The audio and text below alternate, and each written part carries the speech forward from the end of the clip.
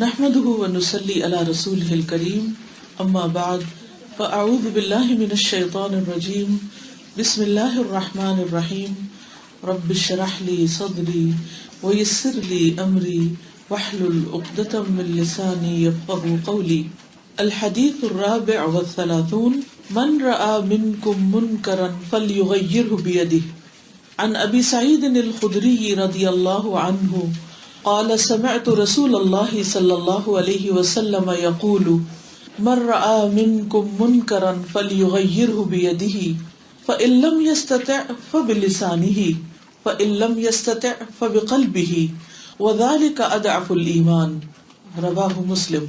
ابو سعید خدری رضی اللہ عنہ سے روایت ہے، وہ فرماتے ہیں کہ میں نے رسول اللہ صلی اللہ علیہ وسلم کو یہ فرماتے ہوئے سنا ہے کہ تم میں سے جو شخص کوئی برائی دیکھے تو اسے ہاتھ سے روک دے، اگر ہاتھ سے بدلنے کی طاقت نہیں رکھتا تو زبان سے روکے، اور اگر زبان سے بھی نہیں روک سکتا تو دل سے اسے برا سمجھے، اور یہ ایمان کا سب سے کمزور درجہ ہے.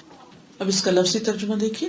ان ابی سعید، ابو سعید جو کنیت ہے، الخدری، خدری ان کی نسبت، رضی اللہ عنہ، اللہ ان سے راضی ہو جائے، قالا وہ کہتے ہیں، سمعت میں نے سنا ہے، رسول اللہ صلی اللہ علیہ وسلم، رسول اللہ صلی اللہ علیہ وسلم سے، یقول آپ فرماتے تھے، من جو کوئی، رآ دیکھے، منکم تم میں سے، منکرن کوئی منکر، کوئی برائی، منکر کا لفظی معنی ہے جس چیز کا انکار کیا جائے، ناٹ ایکسیپٹیبل، فلیغیرہ پس چاہیے کہ وہ تبدیل کر دے اس کو، یعنی اسے روک دے. فإن لم يستطع پھر اگر وہ استطاعت نہ رکھتا ہو، ایسا نہ کر سکتا ہو، فبلسانہ تو اپنی زبان کے ساتھ اسے روکے. فإن لم يستطع پھر اگر وہ نہیں استطاعت رکھتا، فبقلبہ تو اپنے دل کے ساتھ. وذالک اور یہ اضعف الایمان ایمان کا سب سے کمزور درجہ ہے، سب سے کمزور ایمان ہے. اب آپ میرے پیچھے ریپیٹ کیجئے. عن ابی سعید الخدری رضی اللہ عنہ قال سمعت رسول اللہ صلی اللہ علیہ وسلم یقول من رأى منکم منکرا فلیغیرہ بیدہ فإن لم یستطع فبلسانہ فإن لم یستطع فبقلبہ وذالک اضعف الایمان. اب اس حدیث کو عربی میں سنیے اور فگر آؤٹ کیجئے کہ کیا بولا جا رہا ہے. النهي عن المنكر من الإيمان. ایمان کے بارے میں عام طور پر ہم یہ سمجھتے ہیں کہ شاید وہ چند الفاظ کے زبان سے دہرا دینے یا پھر دل میں اس کا یقین کر لینے کا نام ہے، جبکہ ہمارا دین ہمیں یہ بتاتا ہے کہ ایمان کا تعلق دل سے بھی ہے، زبان سے بھی ہے، اور پھر عمل سے بھی ہے. ایمان جبھی مکمل ہوتا ہے جب یہ تینوں شرائط پوری ہوتی، جب دل، زبان، ہاتھ، یہ سارے جوارے جو ہیں یہ ایک ہی جگہ پر ہوتے ہیں یا ایک ہی اسٹیٹ میں ہوتے ہیں، کہ جو زبان کہے وہ دل بھی یقین کر رہا ہو، اور جس کا دل یقین کرے پھر انسان کے ایکشن میں بھی وہی چیز ہو. اور اگر ان کے درمیان کنٹراڈکشن پائی جاتی ہے تو یہ چیز ایمان کے لیے نقصان دہ ہوتی ہے. تو حدیث کیا کہتی ہے کہ اگر کوئی مومن کسی برائی کو دیکھتا ہے تو اسے اس پر خاموش ہو کے بیٹھ نہیں جانا چاہیے، بلکہ اس کے خلاف کوئی ایکشن لینا چاہیے. ایکشن obviously ہاتھ سے لیا جائے گا. مثلاً آپ دیکھتے ہیں کوئی چیز کسی غلط جگہ رکھی ہوئی ہے اور لوگوں کو اس سے تکلیف ہو رہی ہے، لوگ اس سے اٹک رہے ہیں، گر رہے ہیں، سلپ ہو رہے ہیں، کچھ بھی ان کو نقصان پہنچ رہا ہے، تو آپ کا ایمان اس بات کا تقاضا کرتا ہے کہ آپ آگے بڑھیں اور اس تکلیف دہ چیز کو راستے سے ہٹا دیں. الا یہ کہ کسی ایسے مقصد کے لیے وہاں رکھی گئی ہے جو آپ کو معلوم نہیں اور آپ اس کو اپنی مرضی سے نہیں ہٹا دیں گے بلکہ جس نے رکھی ہے اس سے پوچھ کے ہٹائیں گے. کئی دفعہ تو نا لوگ اپنے کو سامان رکھ دیتے ہیں کسی ایسی جگہ پر جہاں پہلے کوئی رش نہیں ہوتا، پھر تھوڑی دیر کے بعد بہت لوگ آ جاتے ہیں، تو اس وقت وہاں سے اس کا ہٹانا لازم ہو جاتا ہے. اب اگر آپ مالک کی مرضی کے بغیر ہی اٹھا کے کہیں سے کہیں رکھ دیں گے تو کیا ہوگا؟ تو مشکل پیدا ہو جائے گی. لیکن ان جنرل برائی کو برائی سمجھتے ہوئے کہیں بھی جہاں برائی ہوتی ہے وہ برائی دوسروں کے لیے تکلیف دہ ہوتی ہے، نقصان دہ ہوتی ہے، ان کی دنیا کے لیے، ان کی آخرت کے لیے. تو مومن کا فرض کیا بنتا ہے کہ وہ دوسروں سے تکلیف کو دور کرے. یعنی منکر دراصل کیا چیز ہے؟ وہ چیز جو کرنے والے کو بھی نقصان دے رہی ہے اور جو اس کے آس پاس کے لوگ ہیں وہ بھی اس سے نقصان اٹھا رہے ہیں. وہ کسی حال میں فائدے کی نہیں، خواہ وقتی طور پر کوئی شخص اس کو اچھا ہی کیوں نہ سمجھتا ہو. تو کوئی چیز جس کا وقتی فائدہ نظر آتا ہو لیکن الٹیمیٹلی نقصان دہ ہو تو اس کو بھی ہٹا دینا چاہیے، اس کو بھی دور کرنا چاہیے. اور جو چیز وقتی طور پر اور لانگ ٹرم دونوں میں نقصان دہ اس کو تو ہر صورت میں فوراً وہاں سے ہٹا دینا چاہیے. پھر یہ کہ یہ صرف دنیاوی اعتبار سے ہی نہیں نقصان دہ بلکہ دینی اور اخروی اعتبار سے بھی نقصان دہ چیزوں کے لیے استعمال ہوتا ہے منکر کا لفظ. اور خصوصاً منکر ان برائیوں کو کہتے ہیں کہ جنہیں شریعت برا کہتی ہے اور دوسری طرف جنہیں عقل بھی برا سمجھتی ہے. تو من رآ منکم منکرن، تم میں سے جو کوئی منکر کو دیکھے، فلیغیرہ بیدہ، تو اسے چاہیے کہ اپنے ہاتھ سے روکے. فإن لم یستطع فبلسانہ، اگر ہاتھ سے نہیں روک سکتا تو زبان سے. اگر زبان سے بھی نہیں کسی کو کچھ کہہ سکتا تو دل میں تو برائی کو برا سمجھے ہی. اگر کسی دل میں برائی کے لیے نفرت نہیں تو اس دل میں گویا پھر ایمان بھی نہیں. یعنی منیمم کیا، بیر منیمم کہ جو برائی ہے اسے برا سمجھا جائے، خواہ اس کے خلاف انسان کمزور ہونے کی وجہ سے کوئی ایکشن نہ بھی لے سکے، لیکن برائی کو اچھا سمجھنا ایمان کے منافی. اب اس کے لیے یہ بھی ضروری ہے کہ آپ کو یہ پتا ہو کہ کیا برا ہے کیا اچھا ہے. اگر ہمیں خود ہی تمیز نہیں ہوگی تو ہم اس کو دور کیسے کر سکیں گے؟ کچھ چیزیں تو ایسی ہیں جو ہماری عقل ہمیں بتا دیتی ہے، چھوٹے چھوٹے بچوں کو بھی پتا ہوتا ہے کہ یہ ٹھیک نہیں، لیکن کچھ چیزیں ایسی ہیں جن کے بارے میں جاننا ضروری ہے، علم حاصل کرنا ضروری ہے. تو اگر انسان علم حاصل کر لیتا ہے، جان لیتا ہے، سمجھ لیتا ہے اور پھر اس کے بعد اس کو اپنی زندگی سے بھی نکال دیتا ہے اور دوسروں کو جب دیکھتا ہے وہی کام کرتے ہوئے تو انہیں بھی اس سے روکتا ہے، تو اس سے ایمان میں اضافہ ہوتا ہے اور ایمان بڑھتا چلا جاتا ہے یہاں تک کہ انسان کا ایمان مکمل ہو جاتا ہے. ایک اور حدیث میں جو سنن النسائی کی ہے وہ بھی ابو سعید الخدری ہی سے روایت ہے. اس میں نبی صلی اللہ علیہ وسلم نے فرمایا کہ تم میں سے جو شخص کوئی برائی دیکھے اسے اپنے ہاتھ سے روک دے تو وہ شخص بری ہو گیا، یعنی اس نے اپنی ذمہ داری پوری کر دی. اور اگر اس کی طاقت نہ ہو تو زبان سے روکے تو وہ بھی بری ہو گیا. اگر اس قدر طاقت نہ ہو تو دل سے برا سمجھے تو وہ بھی بری ہو گیا. اور یہ ایمان کا سب سے کمزور درجہ ہے، یعنی صرف دل میں برا سمجھنا. تو حدیث کے الفاظ میں سب سے پہلے آ رہا ہے من رآ، من جو کوئی بھی یعنی جو بھی کسی ایسی سچویشن میں ہے. رآ دیکھے، رآ آنکھ سے دیکھنے کے لیے استعمال ہوتا ہے کہ آپ کی اپنی آنکھ نے دیکھا کہ کوئی ایسا غلط کام ہو رہا ہے یا کوئی ایسی چیز ہے جو دوسروں کے لیے تکلیف دہ ہے. لیکن بعض اوقات ایسا ہوتا ہے کہ آپ کی آنکھ تو نہیں دیکھتی لیکن کیمرے کی آنکھ دیکھتی اور ایسی چیز کیمرے کے ذریعے آپ کے سامنے آ گئی تو وہ بھی گویا آپ نے خود دیکھا. بعض اوقات کیمرے کی آنکھ تو نہیں دیکھتی مگر کسی شخص نے دیکھا اور اس نے آپ سے بیان کیا اور وہ شخص جو بیان کر رہا ہے وہ بالکل مصدقہ سچی بات کر رہا ہے، اس کو جھوٹ نہیں بول رہا، تو وہ بھی اسی میں آ جاتا ہے. تو رآ سے مراد یہاں جس کو علم ہو گیا، جس کو پتہ چل گیا. ضروری طور پر صرف آنکھ سے دیکھنا مراد نہیں، کیونکہ ہم ہر چیز صرف آنکھ سے نہیں دیکھتے. کیا جو بھی علم ہم حاصل کرتے ہیں وہ صرف دیکھ کر حاصل ہوتا ہے یا کوئی اور بھی طریقہ ہوتا ہے؟ سن کر. ٹھیک ہے نا. تو کان اور آنکھ دونوں ہی علم کے ذرائع ہیں. تو بعض چیزیں دیکھ کر پتہ چلتی ہیں، بعض اوقات سن کر پتہ چلتی ہیں. ہاں دیکھا تو دیکھا ہوتا ہے لیکن سننے میں بعض اوقات یہ ہوتا ہے کہ جو شخص سنا رہا ہوتا ہے اس نے خود صحیح نہیں دیکھا ہوتا، اس لیے صرف سنی سنائی پر ایکشن نہیں لینا چاہیے جب تک کہ کسی بات کا یقین نہ ہو جائے. نبی صلی اللہ علیہ وسلم نے فرمایا جب زمین میں کوئی خطا اور نافرمانی کی جائے، کوئی غلط کام کیا جائے تو اس میں حاضر اور موجود شخص نے اس کو برا جانا اور اس کا انکار کیا تو وہ ایسے ہی ہے جیسے وہ اس گناہ سے غائب رہا اور دور رہا. یعنی مثلاً آپ کے سامنے کوئی کسی کو قتل کر رہا ہے، فار ایگزامپل، اللہ نہ کرے کہ ایسا سین کوئی آپ دیکھے، لیکن بعض اوقات اچانک کوئی چیز سامنے آ جاتی ہے اور اب تو ٹیلی ویژن کی اسکرین پر آپ روز ایسی چیزیں دیکھتے ہیں.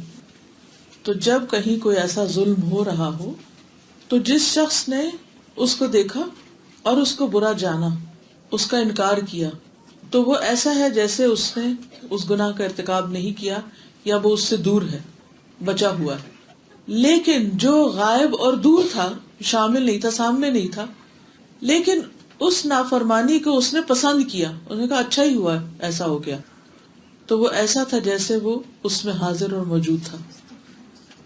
بعض اوقات ایسا تھا نا، خاندانوں میں سے لڑائی جھگڑے فساد ہوتے ہیں، یا کچھ خبریں آپ کو ملتی ہیں کہ مثلاً کسی ہسبینڈ نے وائف کو مارا، تو آپ نے یہ خبر سنتے ہی کیا ری ایکشن شو کیا؟ مثلاً اگر کوئی آپ کو یہ بتائے کہ فلاں شخص نے فلاں کو مارا ہے اور ظلم سے مارا ہے، تو آپ کے دل میں کیا خیال آنا چاہیے یا کیا آئے گا؟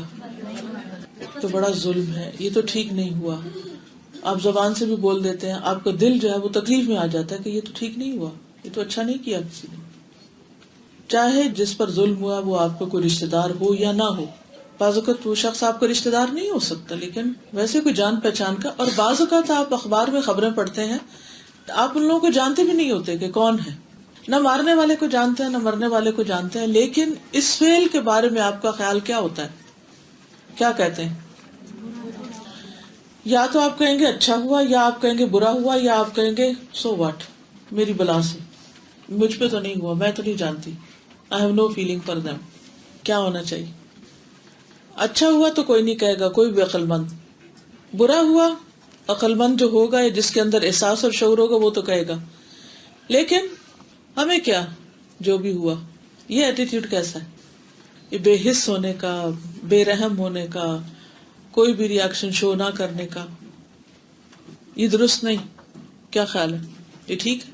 اب آپ کہیں گے کہ ہم تو دن میں ہزاروں خبریں ایسی پڑھتے رہتے ہیں، تو پھر ہم ہر ایک پر ری ایکشن شو کریں. میں نہیں کہتی کہ آپ اٹھ کے اسپیچ شروع کر دیں کوئی اور لوگوں کو اکٹھا کر کے نعرے لگانے شروع کر دیں، لیکن جب آپ پڑھیں تو اس کو نگیٹ کریں. آپ کا دل اس کو برا جانے کہ یہ ٹھیک نہیں ہو رہا، یہ ٹھیک نہیں ہو رہا. تو مومن باشعور انسان ہوتا ہے، وہ غلطی کے کام، گناہ کے کام، ظلم اور زیادتی کے کاموں کو دیکھ کر ان پر خاموش نہیں رہ سکتا. وہ ان کے بارے میں اپنے دل کی تکلیف کا اظہار ضرور کرتا ہے، وہ اس کو اپروو نہیں کرتا، برائی کو، غلطی کو، ناپسندیدہ عمل کو اپروو نہیں کرتا. یہی دراصل ہم سے اسلام یہ چاہتا ہے. تو خواہ آپ دور ہوں کسی برائی سے، لیکن اگر آپ نے اپنے آپ کو بری کر لیا اس سے کہ میں اس کو اپروو نہیں کرتی، تو آپ اس میں شامل نہیں. لیکن اگر آپ دور ہیں، مثلاً آپ یہاں بیٹھے اور آپ کو یہ پتہ چلتا ہے کہ آپ کے بھائی نے مثلا بیک ہوم آپ کی بھابھی کو طلاق دے دی، اور آپ کو معلوم ہے کہ آپ کے بھائی کا غصہ بہت سخت ہے اور زیادتی کرتا ہے اس پر، لیکن چونکہ وہ آپ کا خون کا رشتہ ہے تو آپ اس کے سیکشن پر خاموشی اختیار کر لیتی ہیں اور ایک مظلوم لڑکی کے ساتھ کوئی ہمدردی ظاہر نہیں کرتی کیونکہ وہ آپ کی خونی رشتہ دار نہیں ہے. تو اس کے بارے میں کیا خیال ہے؟ عموماً گھروں میں، خاندانوں میں ایسے ہو رہا ہوتا ہے نا. ہماری آنکھیں دیکھتی ہیں، ہمارے کان سنتے ہیں، اور ہم حقیقت کو جانتے بھی ہیں، اور ہمیں پتہ بھی ہوتا ہے کہ کون کس پر زیادتی کر رہا ہے.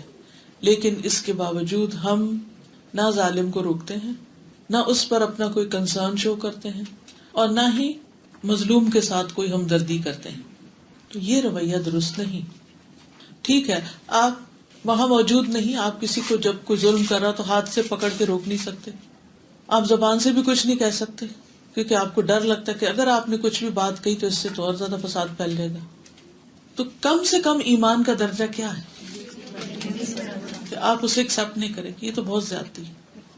اور پھر جو ہی آپ کے پاس تھوڑی سی بھی ہمت ہو، کوئی کچھ بھی طاقت ہو، کوئی بھی ایسی چیز ہو، تو آپ فوراً کیا کریں، آپ اس کے اوپر جو ایکشن لے سکتے ہیں لیں. کیونکہ ہمیشہ حالات ایک جیسے نہیں رہتے. کبھی آپ بہت کانفیڈنٹ فیل کرتے ہیں کسی معاملے میں، اور کسی معاملے میں آپ کانفیڈنٹ نہیں ہوتے. تو اس لیے جس انسان کا بھی ضمیر زندہ ہوگا وہ لازمی طور پر برائی سے روکے گا، زبان سے یا ہاتھ سے یا ایٹ لیسٹ دل سے. اب اس میں آ جاتی ہیں کہ خاندانوں کے اندر پائی جانے والی بری رسمیں جو آپ کو پتہ ہے کہ سراسر اسلام کے خلاف ہیں. مثلاً اگر کوئی فوت ہو جاتا ہے تو لوگ زور زور سے چیخنا چلانا شروع کر دیتے ہیں، رونا دھونا، بعض لوگ بال نوچتے ہیں، بعض اوقات لوگ کپڑے پھاڑ لیتے ہیں، کھاتے پیتے نہیں ہیں، اللہ سبحانہ تعالیٰ کے خلاف شکوے شکایتیں کرنے لگتے ہیں. ایسا ہی ایک موقع آیا کہ جب حضرت جعفر شہید ہوئے، نبی صلی اللہ علیہ وسلم کے جو چچا زاد بھائی تھے. تو حضرت عائشہ کہتی ہے کہ جب زید بن حارثہ، جعفر بن ابی طالب اور عبداللہ بن رواحہ کی شہادت کی خبر آئی. اب آپ دیکھیں، زید بن حارثہ آپ کے منہ بولے بیٹے تھے، جعفر بن ابی طالب آپ کے چچا کے بیٹے تھے، اور اسی طرح ایک اور بہت نیئر ڈیئر صحابی عبداللہ بن رواحہ تھے. تو یہ ایک جنگ میں ایک کے بعد ایک سب شہید ہو گئے. کتنا بڑا دکھ اور صدمہ اور غم آپ کو ہو سکتا ہے. جب آپ کو یہ خبر آئی تو آپ زمین پر بیٹھ گئے، یعنی دکھ کے مارے، اور آپ پر غم کے آثار نظر آ رہے تھے.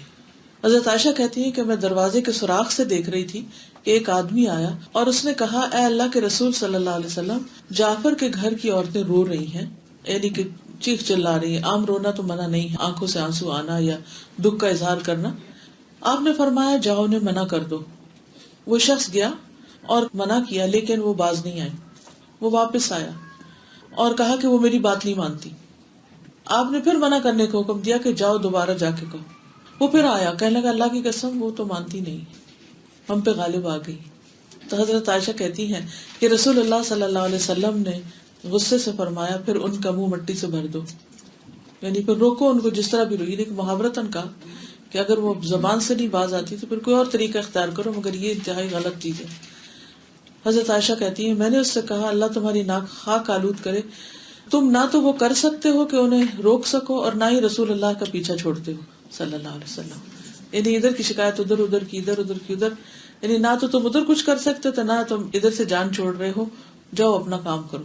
تو کچھ لوگ ایسے ہوتے ہیں کہ وہ صرف جا کے شکایتیں لگاتے ہیں، وہ خود کچھ نہیں کرتے. تو یہ طریقہ بھی ٹھیک نہیں، اور عمومی طور پر لوگ یہی کر رہے ہوتے ہیں. لیکن یہاں یہ چیز دیکھنے کی ہے کہ نبی صلی اللہ علیہ وسلم نے جس وقت دیکھا آپ انتہائی غم میں بھی تھے، انتہائی پریشانی میں تھے، لیکن اس وقت بھی جب آپ کو موقع ملا ایک برائی کو دور کرنے کا یا اس سے روکنے کا تو آپ نے اپنا غم ایک طرف رکھا اور نہی عن المنکر فوراً کیا. پھر اسی طرح نبی صلی اللہ علیہ وسلم کے بعد صحابہ کا طرز عمل ہم دیکھتے ہیں. یحییٰ ابن یعمر کہتے ہیں کہ جس شخص نے سب سے پہلے تقدیر کے مسئلے میں گفتگو کی وہ بصرہ کا معبد جہنی تھا، معبد نام ہے. تو کہتے ہیں کہ میں اور میرے ایک ساتھی حج یا عمرے کے ارادے سے چلے تو ہم نے کہا کاش ہماری کسی صحابی سے ملاقات ہو جائے، کیونکہ تابعین کا دور تھا ابھی، جس سے ہم ان لوگوں کے بارے میں پوچھ سکیں جو کچھ یہ کہہ رہے ہیں، یعنی جو تقدیر کے بارے میں بات کرتے ہیں، بیسیکلی انکار کرتے ہیں، تقدیر کو نہیں مانتے. تو کہتے ہیں کہ اللہ کا کرنا ایسا ہوا کہ ہمیں عبداللہ بن عمر جو تھے، حضرت عمر بن خطاب کے بیٹے، وہ مسجد میں داخل ہوتے ہوئے مل گئے. تو میں نے اور میرے ساتھی نے انہیں اپنے بیچ میں کر لیا، ایک ادھر آ گیا اور ایک ادھر آ گیا. اور میں نے سوچا کہ میرا ساتھی شاید مجھے بات کرنے دے گا، لیکن اس نے مجھ سے پہلے بات شروع کر دی اور کہا ابو عبد الرحمن، ہمارے علاقے میں کچھ ایسے لوگ آئے ہیں جو قرآن کی تلاوت کرتے ہیں، علم کی بڑی باریکیاں نکالتے ہیں، بڑا غور و فکر کرتے ہیں، لیکن ان کا عقیدہ یہ ہے کہ تقدیر کچھ بھی نہیں، تقدیر کو نہیں مانتے، اور سارے معاملات ایسے خود بخود ہوتے چلے جاتے ہیں. تو ابن عمر نے فرمایا کہ جب تم ان سے ملو تو بتا دینا کہ میں ان سے بری ذمہ ہوں اور وہ مجھ سے بری، یعنی میرا اور ان کا کوئی تعلق نہیں آپس میں. کیونکہ تقدیر پر ایمان ہمارے ایمان کا ایک پارٹ ہے، ایک جز ہے، ایک حصہ ہے. تو تقدیر کا انکار کرنے سے انسان کے ایمان میں خلل واقع ہو جاتا ہے، انسان کا ایمان باقی نہیں رہتا. کیونکہ ہم کہتے ہیں نا آمنت باللہ و ملائکتی و کتبی و رسلہ والقدر خیرہ و شرہ من اللہ تعالی، اچھی اور بری تقدیر اللہ ہی کی طرف سے. تو اس اسٹیٹمنٹ کو ایز اٹ از ماننا ضروری ہے. اگر کوئی یہ کہے کہ نہیں جی تقدیر وقدیر کچھ نہیں، انسان اپنی تقدیر خود بناتا ہے، تو یہ عقیدہ درست نہیں. اللہ سبحانہ تعالیٰ نے بنائی، لیکن کیا بنایا، کیسے کیا، اس کی تفصیل تو اللہ تعالیٰ کو ہی پتا ہے. لیکن تقدیر کے بارے میں اگر کوئی آپ سے بحث کرنے لگے تو ایک تو یہ کہ بحث کرنے سے منع کیا گیا، دوسرا یہ ہے کہ دس از سیکرٹ آف اللہ، یہ اللہ کا علم ہے، اللہ کا راز ہے جس پر اللہ تعالیٰ نے کسی کو مطلع نہیں کیا، کسی کو وہ بتایا نہیں. تو جو چیز ایک راز ہے، میں اور آپ اس راز کو کیسے حل کر سکتے ہیں، کہاں سے اس کا علم حاصل کر سکتے ہیں؟ قرآن مجید میں بہت سی باتیں کلیئرلی ہمیں بتا دی گئی، اور کچھ باتیں ایسی ہیں کہ جو ہمیں نہیں بتائی گئی. تو جو باتیں بتائی نہیں گئی ان کا کیا اللہ کے رسول صلی اللہ علیہ وسلم کے علاوہ کوئی اور سورس ہے کہ ہم وہاں سے جا کے پتہ کر لیں؟ کوئی بھی نہیں. اس لیے جو بتایا گیا قرآن و سنت میں آمنا و صدقنا، ہم اس پر ایمان لائے، ہم اس کی تصدیق کرتے ہیں. لیکن جس کا ہمیں نہیں بتایا گیا، ہم دن رات بھی بیٹھ کے اس پہ بحثیں کرتے رہیں تو ہم کسی نتیجے پہ نہیں پہنچیں گے. ایسے میں ہم نے جب یہ کہہ دیا یؤمنون بالغیب کہ وہ غیب پر ایمان لاتے ہیں، تو تقدیر also belongs to غیب. It's secret of Allah, غیب of Allah which we don't know. تو منکر کا مطلب سمجھ آ گیا، کیونکہ یہ ہمارے فرائض میں سے ہے منکر کو دور کرنا اور معروف کا حکم دینا. تو منکر اس کو کہتے ہیں جس سے اللہ اور اس کے رسول نے منع کیا ہو، جس کا انکار کیا ہو، اور عقل بھی اس کو برا سمجھتی. لیکن اگر ہماری عقل اس کو برا نہ سمجھتی ہو تو بھی اللہ اور اس کے رسول صلی اللہ علیہ وسلم کا کسی چیز کو ناپسند کرنا کافی ہے اس کے ناپسندیدہ ہونے کے لیے. کیونکہ بہت ساری چیزیں ایسی ہوتی ہیں کہ جو اللہ سبحانہ وتعالیٰ نے منع کر رکھی ہیں، نبی صلی اللہ علیہ وسلم نے ناپسندیدہ قرار دی، لیکن بہت سے لوگ ان کو بڑی خوشی سے کر رہے ہوتے ہیں. تو اس معاملے میں لوگوں کی عقل یا لوگوں کی رائے کو نہیں لیا جائے گا، بلکہ اللہ سبحانہ وتعالیٰ کے حکم کو لیا جائے گا. پھر یہاں پر کیا بتایا گیا کہ جب کوئی تم برائی دیکھو تو اپنے ہاتھ سے درست کرو. اللہ تعالیٰ نے انسان کو فطرت پر پیدا کیا ہے، اور ہم میں سے ہر شخص اس دنیا کو اچھا دیکھنا چاہتا ہے. یعنی کوئی شخص بظاہر کتنا بھی برا ہو لیکن اس کے اندر خیر کا کوئی نہ کوئی پہلو ضرور موجود ہوتا ہے. اللہ نے دنیا کو اصلاح پر پیدا کیا، بگاڑ پہ پیدا نہیں کیا. لیکن جب کوئی بگاڑ آنے لگتا ہے تو اللہ تعالیٰ نے ایسے ذرائع پیدا کر دیے کہ وہ بگاڑ کو دور کریں. مثلاً ہمارے جسم کے اندر کیا کوئی ایسا نظام موجود ہے کہ وہ اپنی اصلاح خود ہی کرتا رہے، الا یہ کہ اس پر بہت زیادتی ہو جائے اور وہ خود کام نہ کر سکے؟ Immune system. امیون سسٹم کیا ہوتا ہے، کیا کرتا ہے؟ وہ دفاع کرتا ہے نا، دفاعی نظام اس کو کہتے ہیں. یہ کس نے بنایا ہے؟ امیون سسٹم کیا کرتا ہے باڈی میں؟ جب ہمارے جسم میں کوئی ایسی چیز داخل ہو جاتی ہے جو ہماری باڈی کو ہارم کر سکتی ہے تو اللہ سبحانہ وتعالیٰ نے اندر ہی فائٹرز رکھے ہوئے ہیں، وہ اس کے پیچھے پڑ جاتے ہیں اور اس کو باہر کر دیتے ہیں یا اس کو کھا جاتے ہیں، مار دیتے ہیں، جو بھی کرتے ہیں. تو اللہ تعالیٰ نے ساری کائنات کے اندر یہ نظام رکھا ہے. مثلا آپ دیکھیے کہ زمین کے اندر جب کوئی گندی چیز دبائی جاتی ہے تو کچھ عرصے کے بعد کیا ہوتا ہے؟ جیسے انسان کو دفن کیا جاتا ہے یا کوئی اور اسی طرح کباڑ قسم کی چیزیں، تو زمین کی مٹی کے اندر اللہ تعالیٰ نے ایسی صلاحیت رکھی ہے کہ وہ اس کو صاف کرتے کرتے کرتے کرتے کرتے اس میں اسیمیلیٹ کر دیتے. تو اسی طرح اور بھی بہت سی چیزوں میں آپ دیکھیے کہ مثلا درخت ہیں، درخت آکسیجن دیتے ہیں اور کاربن ڈائی آکسائڈ لے لیتے ہیں. تو یہ اصلاح کا ایک نظام ہے، وہ بھی یہی کام کر رہے ہیں. زمین کی مٹی یہ کام کر رہی. پانی کیا کام کرتا ہے؟ سمندر کے اندر جو جانور ہیں اور خود سمندر کے اندر جو نمک ہے، یہ ساری چیزیں ایک اصلاح کا کام کر رہی ہیں. ایک بیلنس اللہ تعالیٰ نے قائم کیا ہے.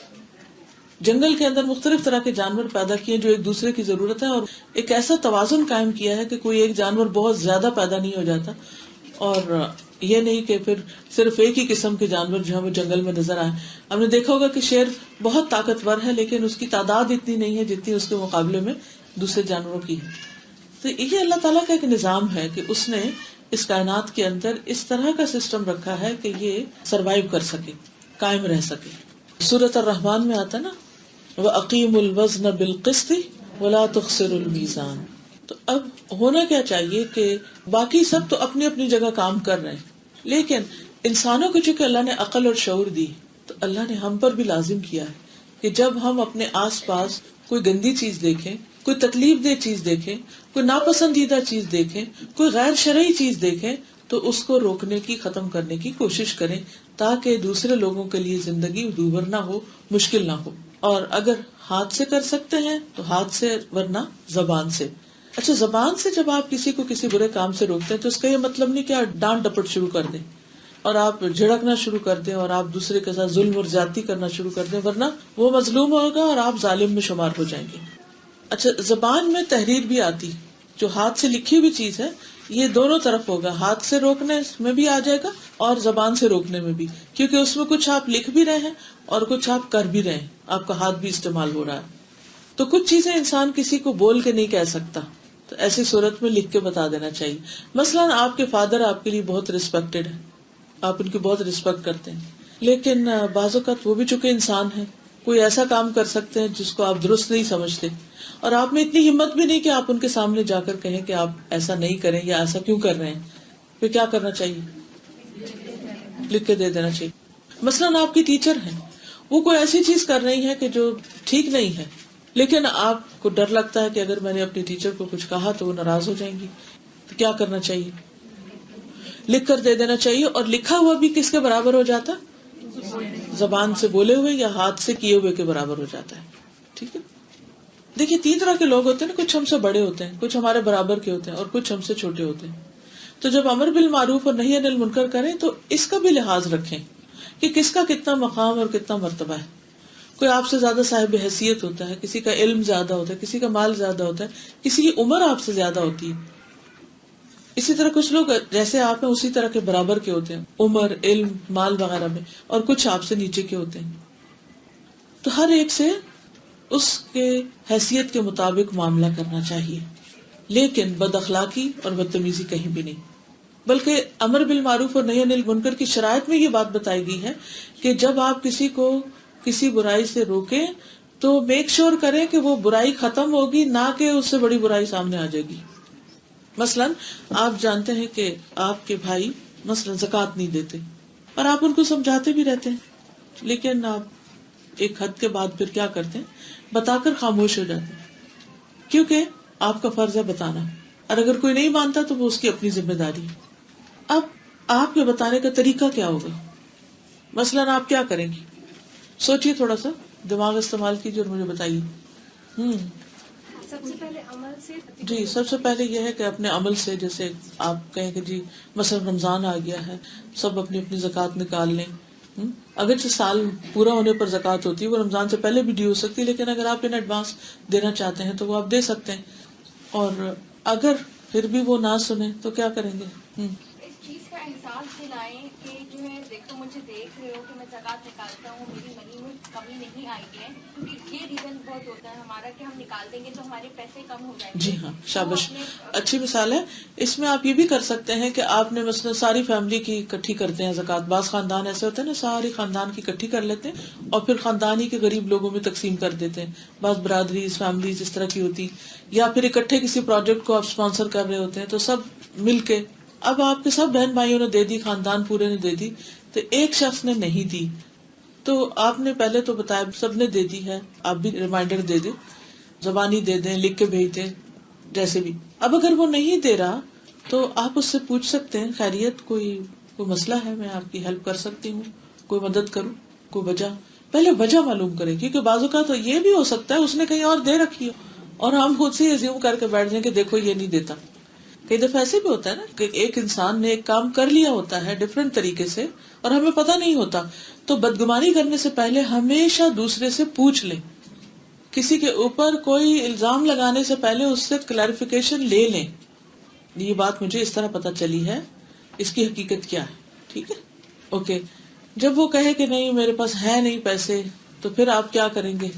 What is the next step? زکوٰۃ تو اسی کے اپنے مال میں سے نکلے گی. ہم اس کو طریقہ بتائیں گے کہ کس طرح تم، مثلاً کچھ خواتین کے پاس زیور ہوتا ہے لیکن وہ نکالتی نہیں اس میں سے، کیا کہتی ہیں؟ ہمارے شوہر ہمیں پیسے نہیں دیتے. حالانکہ اس کا زکوٰۃ کا شوہر کے ساتھ کوئی تعلق نہیں ہے. وہ دے دے تو بہت اچھا ہے، لیکن زکوٰۃ تو آپ کے اوپر ہے، شوہر پہ تو نہیں ہے، اس کی ذمہ داری تو نہیں دینا. ہاں اگر وہ دینا چاہے تو بہت خوشی سے دے اور ادا بھی ہو جائے گی، ورنہ تو آپ کو خود ہی دینی پڑے گی. تو اس کو بتایا جائے کہ دیکھو اس میں سے وہ بالیاں نکال دو، یا سیٹ نکال دو، یا کوئی انگوٹھی نکال دو، یا کچھ بھی، اسی میں سے کم کر لو. دوسروں کی ہیلپ کی جائے گی تو اس کو مدد دے دیں. ٹھیک ہے. پھر اس کے بعد نیکسٹ اسٹیپ، پھر بھی نہیں اگر وہ مانتا یا مانتی، پھر کیا کریں گے؟ بھابھی سے تعلق اچھا رکھے تو بھابھی کے ذریعے بھائی کو منوایا جا سکتا ہے. ہاں، وہ کہتی ہیں ڈائریکٹ بھائی سے بات نہ کریں، بھابھی سے اچھے تعلقات قائم کر کے ان کے ذریعے بات کروائیں. بہرحال یہ آپ کے اپنے صرف دماغ کھولنے کے لیے چند ایک سچویشن بتائی گئی تھی کہ بعض اوقات فرائض بھی ادا نہیں ہو رہے ہوتے. چلے زکوٰۃ تو سال میں ایک دفعہ مسئلہ آتا ہے، اگر گھر میں کوئی نماز نہیں پڑھ رہا پھر کیا کریں گے؟ بس یہ کہیں کہ پڑھو نماز، پڑھو نماز. جی خود تو ہم پڑھیں گے ہی اور وہ ہمیں پڑھتے ہوئے بھی دیکھتے ہیں، لیکن پھر بھی اگر کوئی نہیں سمجھے تو نماز کی اچھائیاں بتائیں گے. ٹھیک ہے، گڈ. ہاں دعا بھی کرنی چاہیے اور اس کے ساتھ ساتھ ان کی ہیلپ بھی کرنی چاہیے. مثلا یہ دیکھنا چاہیے کہ وہ کیوں نہیں کر پا رہے. اگین پھر why are they enable to do it. کیا لیک آف نالج ہے, لیک آف موٹیویشن ہے, ان کو مشکل لگتا ہے کہ واٹس دا پرابلم. کیونکہ دیکھیے کوئی بھی پرابلم جب تک آپ کو پتہ نہیں ہوگا آپ اس کو فکس نہیں کر سکتے. کیونکہ اگر پرابلم جانے بغیر آپ نے فکسنگ شروع کر دی تو ہو سکتا ہے پہلے سے بھی زیادہ بڑا پرابلم لے آئیں. جی شابش. یعنی کہ آپ ڈائریکٹ نماز ہی سے نہیں شروع کریں, ڈائریکٹ زکوٰۃ سے نہیں شروع کریں. نبی صلی اللہ علیہ وسلم نے جو بہت خوبصورت ایک جگہ پر طریقہ ہمیں بتایا ہے گریجول پروگریشن کا, کہ سب سے پہلے اللہ کی توحید, اللہ کی پہچان, اللہ کی محبت, اللہ تعالیٰ کے انعامات کا ذکر کہ کتنا کچھ اس نے ہمیں دے رکھا ہے. جب کوئی شخص یہ مان جائے نا کہ اللہ ہم پہ بڑا ہی مہربان ہے, تو پھر وہ کسی کو کہنا نہیں پڑے گا, وہ خود ہی جھک جائے گا کہ اچھا ایسا رب, اس کے آگے تو جھک ہی جانا چاہیے. پھر نماز مشکل نہیں لگی. نماز اس وقت مشکل لگتی ہے جب ہمیں اللہ تعالیٰ کے احسانات یاد نہیں ہوتے, اس کی قدرتیں یاد نہیں, اس کی طاقت یاد نہیں, اس کی بڑائی کا ہمارے دل میں احساس نہیں, تبھی نہیں جھکتے نا. جس کو ہم اپنے سے بڑا مانتے ہیں تو اس کے آگے تو ہم خود ہی سرنڈر کر جاتے ہیں. تو اس کے لیے اللہ سبحانہ تعالیٰ کی پہچان, اور اللہ کی پہچان اللہ کے ناموں کے ذریعے ہوتی ہے. اس کے ذریعے کہ وہ ہے کون اس کو بھی جانے, اور اس نے کیا کچھ کیا اس کو بھی جانے, اور دل میں محبت ڈالے. چاہے چھوٹے بچے ہوں یا بڑے ہوں, اللہ کی محبت دلوں میں ڈالیں تو انشاءاللہ پھر ان کے لیے آسان ہوگا. پھر اسی طرح اس میں ایک طریقہ جہاں سے بات شروع ہوئی تھی وہ لکھ کر دینے کا ہے. آپ خود بھی لکھ کے دے سکتے ہیں اور اچھی کتابیں جو ہیں وہ بھی دے سکتے ہیں. ای میل کر سکتے ہیں, خط لکھ کے دے سکتے ہیں, کوئی اچھا سا نوٹ دے سکتے ہیں, کوئی اچھا لیکچر سنوا سکتے ہیں, کوئی بک دے سکتے ہیں, کوئی بھی ایسا طریقہ کہ جس سے دوسرے کو بات سمجھ میں آ جائے اور اس کا عمل بدل جائے. جی ہم بات کرتے ہیں تو دوسرا لیکن پسند ہی نہیں کرتے, وہ کہتا ہے میری نماز ہے مجھے پتا ہے. لیکن اگر آپ نہیں پڑھیں گے تو ہم پہ بھی اثر پڑے گا, ہمارا بھی دل کسی دن پھر یہی چاہے گا کہ ہم بھی نہ پڑھیں. وہ کہیں گے ہمیں کیا فرق پڑتا ہے. یہ بہت ایکسٹریم کیسز ہوتے ہیں کہ جب کوئی اتنا ہی سخت مزاج ہو یا ڈھیٹ ہو یا کچھ, جب وہ تو پھر ٹائرنٹ تو ہر جگہ ہوتے ہیں, پھر ان کا معاملہ الگ ہے. لیکن یہ ہے کہ عام حالات میں جیسے چھوٹے بچے ہیں یا آپ جن کے ساتھ آپ کی ڈیلنگ ہے, کیونکہ اگر کوئی شخص اللہ کا حق نہیں دیتا, جیسے نماز ہی کی بات ہے, اگر کوئی اللہ کا حق ہی نہیں دیتا تو پھر وہ کسی اور کا حق بھی کیا دے گا. پھر اگر آپ نہیں روک سکتے, نہ آپ خط لکھ سکتے ہیں, نہ آپ سمجھا سکتے ہیں, نہ وہ آپ کی کیئر کرتے ہیں, وہ اتنے ڈھیٹ ہیں کہ کچھ بھی نہیں مانتے, تو پھر یہ ہے کہ دل میں اس ایکشن کو آپ برا سمجھتے رہیں کہ یہ غلط بات ہے, I don't agree with this, یہ نہیں ہونا چاہیے. لیکن یہ یاد رکھیے کہ دل سے صرف ناپسند کرنا جو ہے ایمان کا سب سے کمزور درجہ ہے. اب اس میں دیکھیے کہ خود نبی صلی اللہ علیہ وسلم نے کن کن مواقع پر کسی منکر کو روکا. حضرت عائشہ کہتی ہیں کہ نبی صلی اللہ علیہ وسلم گھر میں تشریف لائے, گھر میں ایک پردہ لٹکا ہوا تھا جس پر تصویریں بنی ہوئی تھی. دیکھ کر آپ کا رنگ بدل گیا, پھر آپ نے پردہ پکڑا اور اس کو پھاڑ دیا.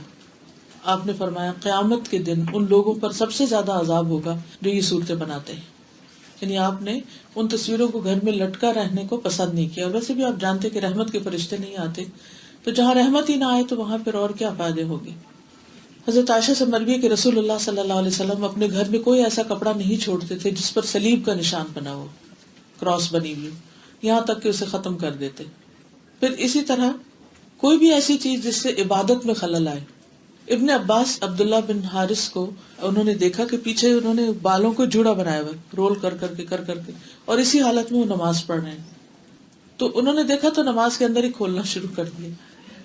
تو جب وہ نماز سے فارغ ہوئے, وہ عبداللہ بن عباس کی طرف متوجہ ہوئے اور کہا تم نے میرا سر کیوں چھیڑا؟ تو انہوں نے کہا کہ میں نے رسول اللہ صلی اللہ علیہ وسلم کو فرماتے ہوئے سنا ہے کہ اس طرح جوڑا باندھ کر نماز پڑھنے کی مثال ایسی ہے جیسے کوئی مشقیں باندھے نماز ادا کر رہا. مشقیں ہوتی ہیں نا وہ جو کس دیتے ہیں جس میں قیدیوں کو. تو اصولی طور پر نماز کے اندر انسان کا لباس, انسان کی تمام چیزیں اس طرح ہونی چاہیے کہ جس سے خشوع میں خلل نہ پڑے. ورنہ ایسا کہ مثلا اگر آپ نے وہ ٹائٹ کر کے کوئی چیز پہنی ہوئی ہے اور آپ کا سارا دھیان اس طرف ہے, یا کوئی پیچھے چیز باندھی ہوئی ہے, یہ سر کے اوپر کوئی بوجھ اٹھایا ہوا ہے, یا آپ کے کپڑے ایسے ہیں مثلا بہت بھاری قسم کا کوٹ پہن کے آپ نماز پڑھ رہے ہیں, تو اس سے کیا ہوگا؟ نہ آپ کا رکوع ٹھیک ہوگا, نہ سجدہ ٹھیک ہوگا, آپ ریلیکس ہی نہیں ہوگے, آپ کو وہ سکون ہی نہیں ملے گا, اور نماز پڑھی نہ پڑھی برابر ہو جائے گی. پھر اسی طرح ایک موقع پر آپ صلی اللہ علیہ وسلم نے مسجد میں گندگی کا نشان دیکھا جس کو آپ نے خود اپنے ہاتھ سے صاف کیا. بعض اوقات پبلک پلیسز ایسی ہوتی ہیں، پبلک پلیسز کے علاوہ جو عبادت گاہیں ہیں ان کی صفائی ستھرائی، ان کو سجانا، ان کو خوبصورت رکھنا، یہ ایمان کا ایک حصہ ہے۔ جابر کہتے ہیں کہ ایک دفعہ نبی صلی اللہ علیہ وسلم ہماری مسجد میں تشریف لائے، اس حال میں کہ آپ کے ہاتھ میں ایک لکڑی سی پکڑی ہوئی تھی جیسے لاٹھی سی ہوتی، تو آپ نے مسجد کی قبلہ رخ والی دیوار، جدھر یعنی کہ رخ کر کے نماز پڑھتے، وہاں پر دیوار کے اوپر ناک کی کچھ ریزش لگی ہوئی دیکھی، یعنی جیسے کسی نے ناک صاف کر کے اس میں مل دیا ہو یا کچھ ایسی کوئی چیز لگا دی۔ تو آپ نے خود اپنے ہاتھ مبارک سے لکڑی کے ساتھ اس چیز کو، اس جگہ کو صاف کیا، پھر ہماری طرف متوجہ ہو کے فرمایا، تم میں سے کون اس بات کو پسند کرتا ہے کہ اللہ تعالیٰ اس سے منہ پھیر لے؟ راوی کہتے ہیں کہ ہم گھبرا گئے۔ آپ نے پھر فرمایا، تم میں سے کون یہ پسند کرتا ہے کہ اللہ تعالیٰ اس سے روگردانی کر لے؟ تو ہم نے عرض کیا، اے اللہ کے رسول صلی اللہ علیہ وسلم، ہم میں سے کوئی بھی نہیں چاہتا کہ اللہ تعالیٰ اس کی طرف توجہ نہ فرمائے، اس کی طرف رحمت نہ بھیجے اور اس سے منہ موڑ لے۔ تو آپ نے فرمایا کہ تم میں سے جو بھی آدمی جب کوئی نماز پڑھنے کے لیے کھڑا ہوتا ہے تو اللہ تعالیٰ اس کے سامنے ہوتا ہے۔ کبھی محسوس کیا آپ نے اس کو؟ اس لیے جب ہم نماز میں کھڑے ہوتے ہیں نا، تو ایسا نہیں کہ ایک ٹانگ پہ کھڑے ہو جائیں، ہل جل کرتے رہیں، وہ کبھی ادھر سے کھینچ کبھی ادھر سے کھینچ، نہیں، آپ سوچیں کہ میں کس کے سامنے کھڑی ہوں۔ اور یہ صحیح مسلم کی روایت ہے کہ جب تم میں سے کوئی نماز میں کھڑا ہوتا ہے تو اللہ تعالیٰ اس کے سامنے ہوتا ہے، لہٰذا تم میں سے کوئی بھی اپنے منہ کے سامنے نہ تھوکے، نماز میں اپنے منہ کے سامنے نہیں تھوکے، بلکہ اپنے بائیں طرف اپنے پاؤں کے نیچے، کیونکہ اس زمانے میں صفیں یا کارپیٹس نہیں ہوتے تھے، لوگ مٹی کے اوپر جیسے کھڑے ہوئے ہوتے تھے۔ اور اگر تھوک نہ رکے تو کپڑا لے لے اور اس کو اس طرح کرے، آپ نے کپڑے کو لپیٹ کر اور اسے مسل کر دکھایا، جیسے آپ ٹیشو لیتے نا، تو ٹیشو لے کر اس سے آپ ناک کو صاف کر لیتے ہیں، زکام ہے یا کچھ بھی ہے، تو آپ نے اسی طرح کپڑے سے صاف کرنا سکھایا کہ اس طرح اپنے کپڑے کے اندر مسل دے۔ پھر فرمایا کوئی خوشبو لاؤ، تو قبیلہ ہی کا ایک نوجوان کھڑا ہوا، دوڑتا ہوا اپنے گھر گیا اور وہاں سے اپنی ہتھیلی پر کچھ خوشبو لگا کے لے آیا۔ رسول اللہ صلی اللہ علیہ وسلم وہ خوشبو لکڑی کی نوک پہ لگائی اور پھر اسے اسی جگہ اچھی طرح لگا دیا جہاں پر وہ ناک لگا ہوا تھا۔ تو یہ بھی منکر کو دور کرنے کا ایک طریقہ ہے۔ تو اس سے ہمیں کیا سبق ملتا ہے؟ ہمیں کیا کرنا چاہیے؟ صفائی کا خیال رکھیں۔ گھر میں اگر آپ نے نماز کا کوئی کارنر بنایا ہوا ہے تو اس کو بھی مکمل طور پر صاف ہونا چاہیے۔ اگر آپ کسی مسجد میں جا رہے ہیں تو بھی صاف ہونا چاہیے۔ لیکن بعض اوقات آپ نے دیکھا ہوگا وہاں بچے وغیرہ ہوتے ہیں، یا کچھ نہ کچھ پھینک دیتے ہیں، کوئی کھانے کی چیز پھینک دیتے ہیں، کوئی بسکٹ کے یا چپس کے کرمس وغیرہ پھینک دیتے ہیں۔ ایسی صورت میں کیا کہنا چاہیے کہ اچھا وہ کلینر آئیں گے تو وہ پھر صاف کر لیں گے۔ اور یہ جو 3 انسٹنکٹس بیان ہوئے کتنے سیکوینس میں ہیں کہ امیڈیٹلی سب سے پہلا رسپانس ہاتھ سے ہوتا ہے، اس کے بعد زبان سے، تو رسول اللہ صلی اللہ علیہ وسلم نے سب سے پہلے خود ہی اپروچ کیا۔ اور آپ نے یہ بھی نہیں کیا کہ کسی اور سے کہے کہ اچھا دیکھو تم آ کے ذرا صاف کر دو، بلکہ خود کیا، امت کو نمونہ بن کے دکھایا۔ اور کیا کرنا چاہیے؟ ہاں جی، اساتذہ میرا سوال تھا کہ بعض دفعہ اس طرح سے ہوتا ہے کہ فیس بک پہ جب آپ بچوں کی وال پہ دیکھ رہے ہو تو وہ ڈفرینٹ لوگوں نے تصویریں اس طرح کی لائک کی ہوئی ہوتی ہیں۔ اب جب وہ بچوں کے سامنے ذکر کیا جائے اس طرح سے کہ دیکھو یہ غلط طریقہ ہے، میری بیٹی مجھ سے کہتی ہے کہ مما یہ بیک بائٹنگ ہے۔ دیکھیے بیک بائٹنگ اس وقت ہوتی ہے جب کسی کا نام لے کر کوئی بات کی جائے۔ اگر جنرلی آپ کوئی بات کر رہے ہیں کہ مثلاً میں اگر یہ کہوں کہ جیسے یہ پوسٹر ہے تو یہ اس طرح نہیں لگانا چاہیے، اس کو پیچھے پوری طرح فکس ہونا چاہیے۔ اب آپ کو کیا پتا کس نے لگایا اور مجھے کیا پتا کس نے لگایا، میں تو جنرلی ایک بات سمجھا رہی ہوں کہ کوئی چیز اس طرح نہیں اس طرح لگانی چاہیے، just general teaching, general lesson. لیکن اگر میں یہ کہوں کہ یہ کسی رابعہ نے لگائی ہے اور رابعہ کو ایسا نہیں کرنا چاہیے اور رابعہ کو لگانا نہیں آتا، تو یہ کیا ہے؟ یہ رابعہ کی بیک بائٹنگ ہو جائے گی۔ ٹھیک ہے، تو نام نہیں لیں، جنرل بات کریں کہ یہ چیز ایسے نہیں ایسے ہونی چاہیے۔ چلیے، لیکن پھر آغاز وہاں سے نہ کریں، آغاز توحید سے، ایمان سے اور بنیادی چیزوں سے، اور وہ کرتے کرتے پھر ان تمام چیزوں کی طرف آنا چاہیے۔ اور یہاں تو طہارت کی بات ہے۔ اب مثلا نیکسٹ ٹائم اگر آپ کسی مسجد میں جاتے ہیں اور وہاں دیکھتے ہیں کہ لوگ ٹیشو پھینک کے چلے گئے، کیا کرنا چاہیے؟ اٹھا لینا چاہیے۔ پھر اس کے بعد کیا کرنا چاہیے؟ کبھی کبھی مسجد کو خوشبو بھی لگانی چاہیے، ٹھیک ہے نا، سجدے کی جگہوں پر، دیواروں کے آس پاس، تاکہ لوگوں کی عبادت میں ایک خشوع آئے۔ کیونکہ بعض اوقات آپ نے دیکھا ہوگا کئی لوگ صاف پاؤں سے، کئی گندے پاؤں سے، کئی لوگوں کے موزے گندے ہوتے ہیں، سارے گھر میں لے کے اس کو پھرتے ہیں، اسی میں جوتا پہن کے آ جاتے ہیں اور کوئی مسجد میں بھی ویسے ہی چلے جاتے ہیں، تو گندے ہو جاتے ہیں۔ کبھی کبھی کیا کرنا چاہیے کہ کارپیٹس کے اوپر کوئی ایسی چیز سے اس کو صاف کر دینا چاہیے اگر آپ ریگولر وزٹرز ہیں یا کچھ بھی. لیکن کبھی یہ نہ ہو کہ اللہ کا گھر ہمارے گھر سے صاف نہ ہو. اللہ کا گھر ہمارے اپنے گھر سے زیادہ صاف نظر آنا چاہیے. اور ان لوگوں کے ایمان کی گواہی دی گئی ہے جو مسجدوں کی کیئر کرتے ہیں. اگر آپ عبادت کے لیے جا رہے ہیں، نماز کے لیے، جمعہ کے لیے، یا ویسے جا رہے ہیں تراویح کے لیے یا پڑھنے کے لیے آ رہے ہیں، اسی لیے ہم نے یہ یونیفارم اسی لیے رکھا تھا تاکہ مجبور ہوں کہ چینج کر کے ہی آنا ہے. لیکن پھر بھی کچھ لوگ نہیں اس کا اہتمام کرتے. تو اگر آپ سمجھتے ہیں کہ آپ کو عبادت کے لیے نکلنا ہے یا کسی بھی کام، آپ کسی بھی آفس میں جاتے ہیں، تو گھر سے نکلنے کے لیے اپنا ڈریس چینج کر لیں. کتنی دیر لگتی؟ ظاہر ہے گھر میں آپ کو کام کرنا ہے، کھانا بھی پکانا ہے، وہ خوشبو تو آنی ہی آنی ہے، لیکن چینج کرنے میں ہارڈلی کتنا ٹائم لگتا ہے؟ کچھ بھی نہیں. یہ صرف عادت ہوتی ہے. جن لوگوں کو عادت ہوتی ہے صاف ستھرا رہنے کی، ان کے لیے کچھ مشکل نہیں. پھر اسی طرح نبی صلی اللہ علیہ وسلم نے ایک موقع پر جب آپ حج پہ جا رہے تھے تو آپ کے پیچھے حضرت فضل سوار تھے. تو اتنے میں ایک عورت آئی اور وہ آپ سے کوئی مسئلہ پوچھنے لگی. تو وہ عورت جو تھی وہ فضل ینگ ہینڈسم اسمارٹ تھے اس وقت، ان کی طرف دیکھنے لگی اور وہ ان کی طرف دیکھنے لگے. تو آپ صلی اللہ علیہ وسلم دیکھا کہ یہ کیا ہو رہا ہے، تو آپ نے ہاتھ سے حضرت فضل کا رخ دوسری طرف پھیر دیا. تو حضرت عباس نے عرض کیا، اللہ کے رسول صلی اللہ علیہ وسلم آپ نے اپنے چچا زاد کی گردن کیوں پھیر دی ہے؟ آپ نے فرمایا، میں نے نوجوان مرد اور نوجوان عورت کو دیکھا تو میں ان پر شیطان سے بے خوف نہیں ہوا کہ شیطان ان کے دل میں کوئی ایسی بات ڈال دے گا اور یہ خواہ مخواہ کی ایک بے چینی اور پریشانی شروع ہو جائے گی جس کا حاصل کچھ نہیں. تو اس لیے بہتر ہے کہ ابتدا سے ہی اس شر کو روک دیا جائے. پھر اسی طرح ایک اور موقع پر ابن عباس سے روایت ہے کہ رسول اللہ صلی اللہ علیہ وسلم نے ایک مرد کے ہاتھ میں سونے کی انگوٹھی دیکھی تو آپ نے اس کے ہاتھ سے وہ انگوٹھی اتار دی اور پھینک دی. تو آپ نے فرمایا، تم میں سے کوئی شخص آگ کے انگارے اپنے ہاتھ میں لینا چاہتا ہے تو وہ سونے کی انگوٹھی پہن لیتا ہے. یعنی مرد کے لیے سونے کی انگوٹھی پہننا منع ہے. اس شخص سے رسول اللہ صلی اللہ علیہ وسلم کے جانے کے بعد کہا گیا کہ اپنی انگوٹھی اٹھا لو اور اس سے کوئی اور فائدہ اٹھا لو، بیچ دو اس کو، یہ کچھ کرو. اس نے کہا کہ جس کو حضور صلی اللہ علیہ وسلم نے پھینک دیا میں اس کو کبھی بھی نہیں اٹھاؤں گا. پھر اسی طرح یہ ہے کہ زبان سے کسی کو روکنا. ایک اور موقع پر نبی صلی اللہ علیہ وسلم نے کسی صحابی کے ہاتھ میں سونے کی انگوٹھی دیکھی تو آپ نے اپنا منہ ادھر کر لیا تو اس نے وہ اتار کر لوہے کی پہن لی. آپ نے فرمایا تو اس سے بھی بری، یہ تو اہل جہنم کا زیور ہے.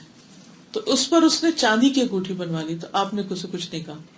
تو اس سے پتہ چلتا ہے کہ مرد چاندی پہن سکتے ہیں. اب آپ دیکھیے کہ عورتوں کو سونے کی اجازت ہے اور مردوں کے لیے سونا نہیں اور مردوں کے لیے چاندی. پھر بھی عورتیں خوش نہیں ہوتی، کہتی ہیں کہ نہیں ڈسکریمنیشن ہے، مردوں کو ہم پر زیادہ امپورٹنس دی جاتی ہے. اسی طرح بعض اوقات کسی کا ظاہری حال حلیہ اچھا نہیں ہوتا تو اس پر اس کو توجہ دلانا وہ بھی اس میں آتا ہے. مثلا خریم اسدی ایک شخص تھے تو ان کے بال کافی لمبے تھے. نبی صلی اللہ علیہ وسلم نے فرمایا خریم بہت اچھا آدمی ہے اگر اس کے بال اتنے لمبے نہ ہوتے اور تہبند ٹخنوں سے نیچے نہ لٹکا تھا. تو انہیں جب پتا چلا تو انہوں نے فوراً ہی اپنے بال نصف کانوں تک یعنی کہ یہاں تک اوپر تک کاٹ لیے اور اپنا تہبند نصف پنڈلی تک اٹھا لیا. میرے والد بتاتے کہ ایک مرتبہ میں معاویہ کے ساتھ گیا تھا تو ایک بزرگ نظر آئے جن کے بال کانوں سے اوپر اور تہبند بھی اسی طرح اوپر تھا. تو میں نے لوگوں سے پوچھا تو انہوں نے کہا کہ یہ وہی خریم اسدی ہے. یعنی اس کے بعد انہوں نے اپنا حلیہ ہمیشہ درست رکھا. اسی طرح جرہت کہتے ہیں، وہ اصحاب صفہ میں سے تھے کہ نبی صلی اللہ علیہ وسلم ہمارے بیچ میں بیٹھے ہوئے تھے اور میری ران ننگی ہو رہی تھی، یعنی کہ گھٹنوں سے اوپر والا حصہ جو ہے وہ ننگا ہو رہا تھا. تو آپ نے فرمایا کہ اب تمہیں نہیں پتا کہ یہ ران جو ہے یہ سطر ہے، یعنی اس کو چھپانا چاہیے. ان کو وہی بتا دیا اور انہوں نے اس کو چھپا. اچھا ایک اور بات یہ کہ نبی صلی اللہ علیہ وسلم کے منع کرنے کا انداز کتنا خوبصورت ہے. ان پچھلی 2 حدیثوں میں آپ بتائیے کہ کیا طریقہ اختیار کیا آپ نے، کیسے بتائی برائی، یعنی کسی کی غلطی کیسے بتائی. پہلے اچھائی کا ذکر کیا. آپ نے کہا خریم کتنے اچھے آدمی ہیں اگر یہ اپنے بال چھوٹے کر لیں. اگر آپ کو اپنے بچے کو کسی چیز سے روکنا ہو تو پہلے آپ کیا کریں گے؟ پازیٹیو اسٹور، اس کو انکریج کریں گے. میرا بیٹا کتنا اچھا لگے اگر یہ ایسا اور ایسا کر لے. لیکن ہم عام طور پر کتنا اچھا ہے تو کہتے ہی نہیں. اچھا ویسے بائی دا وے کیوں نہیں کہتے؟ ٹائم نہیں ہوتا. یہ تو بڑی زیادتی ہے. اگر بچوں کے لیے ٹائم نہیں تو پھر کس کے لیے ٹائم ہے؟ عادت ہی نہیں ہے، کیونکہ ہمیں کسی نے کبھی نہیں کہا تو ہمیں کہنا ہی نہیں آیا، ہمیں طریقہ ہی نہیں آیا. ایک اور بات یہ کہ ہمارا ایک فالس ازمپشن ہے کہ بچے سر چڑھ جائیں گے. ایسا کچھ بھی نہیں. بچے جو ہیں وہ سر نہیں چڑھیں گے، بلکہ اگر ان کو یہ پتا ہوگا کہ ہمارے ماں باپ ہمیں امپورٹینس دیتے ہیں، ہم سے پیار کرتے ہیں، ہمیں توجہ دیتے ہیں، تو وہ آپ کی بات اور آرام سے سنیں گے.